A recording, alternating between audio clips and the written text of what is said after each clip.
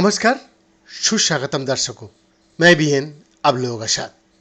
जी हाँ, हमें पता है और हम जानता भी होता है, जब वायरस बैक्टीरिया को संक्रमित करता है, जो महासागरों, मिट्टी, यहाँ तक कि मानव आंतों में एक सामान्य घटना है, तो परस्पर क्रिया के परिणाम स्वरूप पूरी तरह से नए जीवों का निर्माण होता है, जिन्हें बीरो सेल्स कहा जाता है। लेकिन वैज्ञानिक अभी भी ये सीख रहा है कि रोगाणुओं का ये विलय उनके परिवेश को कैसे प्रभावित करता है और इससे प्रभावित कैसे होता है।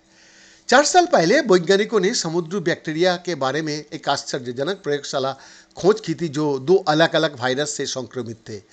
संक्रमण के परिणाम स्वरूप तो बहुत अलग वायरोसल्स बने, जिनके कार्य पूरी तरह से उनकी जीवाणु उत्पत्ति के बजाय वायरल जरूरतों से नियंत्रित होते थे।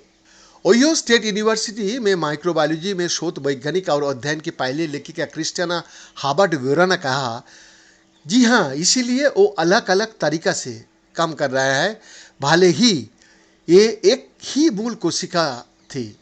जी हाँ, आपके पास एक ही इकाई 2 अलग अलग वायरस से 2 अलग अलग इकाई बन गया है। ये दिलचस्प है क्योंकि वायरल संक्रमण हर समय हो रहा है। ये खोज प्रायोगिक परिस्थितियों में की गई थी, जो पहले से अज्ञात घटना को देखने के लिए सर्वोत्तम मानी जाती थी, जिसमें पानी में पोषक तत्व फॉस्फेट का उच्च स्तर शामिल था। हार्वर्ड वराना और उनकी सहयोगी ने प्राकृतिक दुनिया के समान कम फॉस्फेट स्थितियों के तहत एक नई अध्ययन में काम को दोहराया है, जहां समुद्र के कुछ हिस्सों में पोषक तत्वों की कमी है। उन्होंने कहा कि इन वास्तविक दुनिया की स्थितियों ने मेजबान बैक्टीरिया को प्रभावित करने वाले वायरल संक्रमण में बहुत बड़ा अंतर डाला, इतना अधिक कि 2 प्रकार का संक्रमित कोशिकाओं को शोध पत्र में बेन आर्खे के रूप में दर्शाया गया है, जो उनके कम पोषक वातावरण के परिणाम स्वरूप अकेले या संयोजन में उनके कार्यों और विशेषताओं को दर्शाता है। ये निष्कर्ष का उद्देश्य न केवल ये है कि 2 वायरोसल्स महासागर के कम फॉस्फेट वाले क्षेत्र में व्यक्तिगत रूपों से किस प्रकार व्यवहार करता है, बल्कि ये भी है कि वायरस द्वारा बैक्टीरिया को संक्रमित करने की नियमित घटना पर पर्यावरण का कितना प्रभाव पड़ता है। हार्वर्ड वराना ने कहा, जब आप केवल एक पोषक तत्व को खत्म करता हो तो इसका बहुत बड़ा प्रभाव पड़ता है। ये संक्रमण की तस्वीर बदल देता है, भले ही ये वही कोशिका और वही वायरस हो जैसा कि पहले की अध्ययन में था।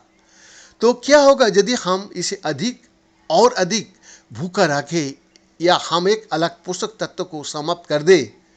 जी हाँ, इससे हमें पता चलता है कि पोषक तत्वों की उन स्थितियों के तहत कोशिकाओं और वायरोसेल्स का अध्ययन करना बहुत महत्वपूर्ण होगा, जो प्रकृति में उनकी सामने आने वाली स्थितियों से अधिक निकटता से मिलती जुलती है। दोनों अध्ययन के 100 वरिष्ठ लेखक और ओहियो राज्यों में माइक्रोबायोलॉजी के प्रोफेसर मैथ्यू सुलिवन ने कहा है कि शोध में समुद्री माइक्रोबियल सिस्टम्स के बड़े पैमाने पर मॉडलिंग में सुधार करने की क्षमता है, जिसमें आज तक विरोसल घटक की कमी है। अगर हमें ये अनुमान लगाना है कि जीव समुद्री भू रसायन में कैसे योगदान करता है, तो हमें ये जानना होगा कि कोशिका आबादी कैसे परस्पर क्रिया करती है, वो पर्यावरण से पोषक तत्व कैसे प्राप्त करता है और ये कोशिकाओं को बनाने वाली कार्बनिक पदार्थों की संरचना को कैसे बदलता है और कैसे सब कुछ मिलकर जलवायु में योगदान देता है।